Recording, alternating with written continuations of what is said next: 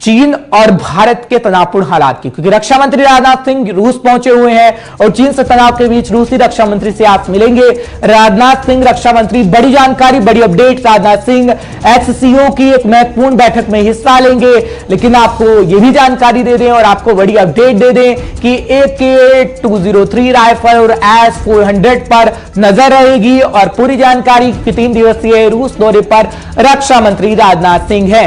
इससे पहले जो जानकारी आई थी, क्योंकि रक्षा मंत्री राजनाथ सिंह चीन के रक्षा मंत्री से नहीं करेंगे मुलाकात, चीन को कड़ी चेतावनी दी गई है, लेकिन इस बीच आज महत्वपूर्ण बैठक में हिस्सा ले रहे हैं एससीओ की राजनाथ सिंह रक्षा मंत्री, क्योंकि कल रवाना हुए थे रूस के लिए, लेकिन अब रूस के अंदर ही है रक्षा मंत्री राजनाथ सिंह, क्योंकि 3 दिवसीय दौरा है उनका और यह दौरा काफी महत्वपूर्ण भी है, क्योंकि ऐसे समय में यह दौरा हुआ है जब भारत और चीन के बीच काफी तनावपूर्ण हालात इस वक्त बने हुए हैं, क्योंकि चीन लगातार हिमाकत कर रहा है, लेकिन रूस की बात करें तो रूस ने हमेशा से भारत का साथ दिया है। तमाम बड़े देश इस वक्त भारत के साथ है। अमेरिका की बात करें या फिर हम रूस की बात करें, रूस के साथ जो रक्षा सौदे का करार लगातार होता आया है, क्योंकि पहले भी जब ये इंसिडेंट हुआ था गलवान का, उसके बाद रक्षा मंत्री रूस गए थे।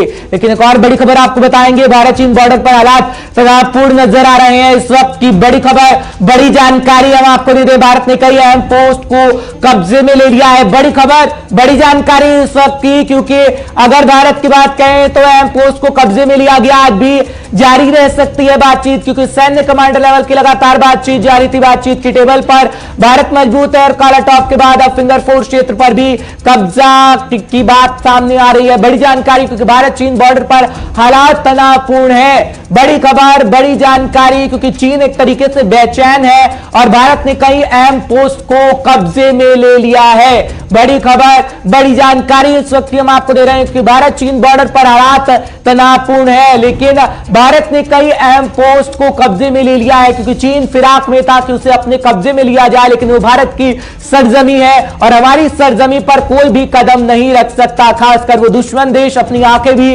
नहीं दिखा सकते उस धरती के लिए जो हमारी है, क्योंकि भारत चीन बॉर्डर पर तनावपूर्ण हालात है।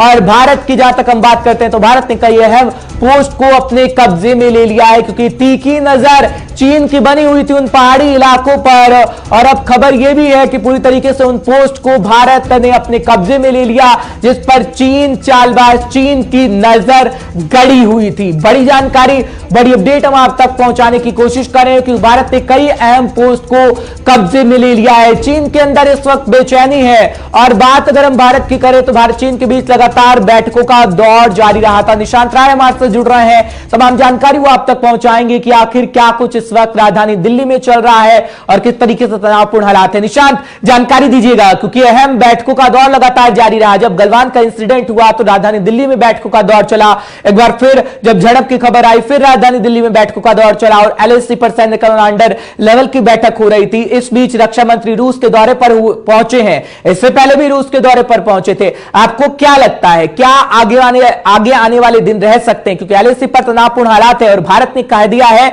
कि 1 इंच भी भारत पीछे नहीं हटेगा। देखिए, फिलहाल जो चीन का रवैया है, ऐसे में ये कहना मुश्किल है कि सीमा पर शांति कब होगी, लेकिन भारत अपनी तरफ से तमाम एहतियात बरत रहा है और अभी जैसा कि खबर भी निकलकर सामने आ रही है कि भारत तमाम उन पोस्टों को कब्जे में ले रहा है जहां पर दोनों मुल्कों की ओर से सैनिक नहीं तैनात किए जाते थे। दरअसल ये तमाम पोस्ट वो हैं, चाहे फिंगर 4 की बात करें या अन्य, जहां पर अभी चीन के सैनिक आ चुके हैं, वो वहां पर सैनिक पेट्रोलिंग करते थे और पेट्रोलिंग के बाद अपनी अपनी जगह चले जाते थे। लेकिन चीन ने अपनी विस्तारवादी नीति के चलते अब वहां पर कब्जा करना शुरू कर दिया और इसके चलते भारत ने अब जो तमाम पोस्ट हैं उनको कब्जे में लेना शुरू किया है, ताकि आने वाले समय में चीन ऐसी हिमाकत और न कर पाए। तमाम जगह भारतीय सैनिकों को तैनात किया जा रहा है ताकि मजबूती से हम अपने बॉर्डर की सुरक्षा कर सके। दूसरी तरफ रक्षा मंत्री राजनाथ सिंह एससीओ की मीटिंग में रूस गए हैं। एससीओ यानी कि सिंगाई कॉर्पोरेशन ऑर्गेनाइजेशन की बैठक इस समय इसलिए महत्वपूर्ण हो जाती है क्योंकि उसके मेंबर देश अगर बात की जाए तो चीन है, भारत है और साथ में रूस भी है, उज्बेकिस्तान है और यूरेशिया के तमाम मुल्क जो हैं यहाँ पर अपनी आर्थिक सुरक्षा और तमाम मुद्दों पर चर्चा करते हैं। ऐसे में हो सकता है कि भारत वहां पर अपनी बात रखे। चीन की जो तनातनी चल रही है और चीन की जो विस्तारवादी नीति है उस पर चर्चा की जाए। रक्षा मंत्री राजनाथ सिंह की रूसी रक्षा मंत्री से भी मुलाकात होगी और ऐसे में बीच का रास्ता निकालने की तमाम कोशिशें की जाएंगी, क्योंकि चीनी रक्षा मंत्री भी वहां पर मौजूद रहेंगे और जाहिर सी बात है कि रक्षा मंत्री राजनाथ सिंह इस मौके को भुनाने का पूरा प्रयास करेंगे। अंतर्राष्ट्रीय जगत को चीन के काले कारनामे जो हैं वो बताने बेहद जरूरी हैं, किस तरीके से विस्तारवादी नीति के चलते अपने पड़ोसी मुल्कों को परेशान कर रहा है। दूसरी तरफ अमेरिका ने भी कल चीन को सीधे तौर पर वार्न किया था और अमेरिका की तरफ से कहा गया था कि चीन अपनी इस विस्तारवादी नीति को ना बढ़ाए, अपने पड़ोसी मुल्कों को परेशान ना करे। ऐसे में एक तरफ राजनाथ सिंह एससीओ की बैठक में हैं, दूसरी तरफ जो भारत है बॉर्डर पर अपने सैनिकों की संख्या बढ़ा रहा है ताकि चीन को घुसपैठ करने के लिए कोई भी रास्ता ना दिया जाए। बिल्कुल निशांत, और कहीं ना कहीं चीन पे कहावत बिल्कुल फिट बैठती है, उल्टा चोर कोतवाल को डांटे, क्योंकि चीन की तरफ से कहा जा रहा है कि भारत उकसाने की कोशिश कर रहा है और भारत उकसाएगा तो हम भी पीछे नहीं हटेंगे। लेकिन किस तरीके से चीन आगे आया, उसके बाद भारत की तरफ से उसे धकेला गया।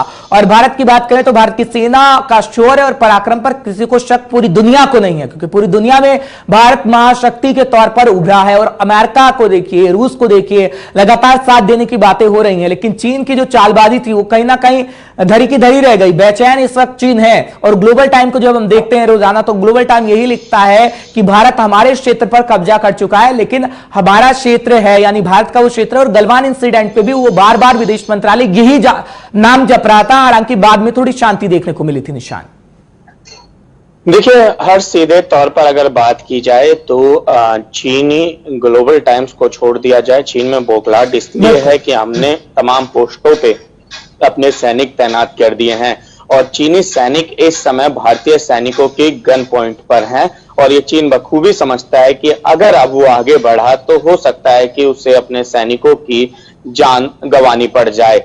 और जिस तरीके से चाहे फिंगर 4 की बात की जाए, चाहे तमाम अन्य पोस्टों की बात की जाए, उत्तरी लद्दाख की बात की जाए, हर जगह भारतीय सेना ने अपने पोस्ट बना लिए हैं जहां पर उन्होंने पूरी तरीके से चीनी सैनिकों को घेरा हुआ है कि अगर कोई भी हिमाकत करेंगे तो हमारी गन पॉइंट पे हम उन्हें छोड़ने वाले नहीं हैं। और ऐसे में चीन की ये बौखलाहट चाहे अखबार के माध्यम से, चाहे उनका विदेश मंत्रालय तमाम तरह की बातें कहें, और सभी जानते हैं कि आज से नहीं बल्कि इतिहास से कभी भी हमने विस्तारवादी नीति को नहीं अपनाया है, कभी भी हमने किसी मुल्क के बॉर्डर को नहीं छेड़ा है और जस की तस स्थिति रखी है। अगर उसके बावजूद भी चीन आरोप लगाता है तो दिखलाता है कि चीन के मन में अभी भी बहुत कुछ छल कपट है और आने वाले समय में भारत इसका माकूल जवाब देगा। बिल्कुल निशान, क्योंकि बेचैन तो इसलिए भी है ना चीन, क्योंकि आर्थिक तौर पर हम पूरी तरीके से कमर तोड़ रहे हैं। कल ये खबर आई देर शाम ढलते ढलते कि 188 ऐप को बैन कर दिया गया, जिसमें पबजी भी शामिल है। और किस तरीके से भारत की राष्ट्रीय सुरक्षा को हानि पहुंच रही थी, एक तरीके से जो जासूसी का आरोप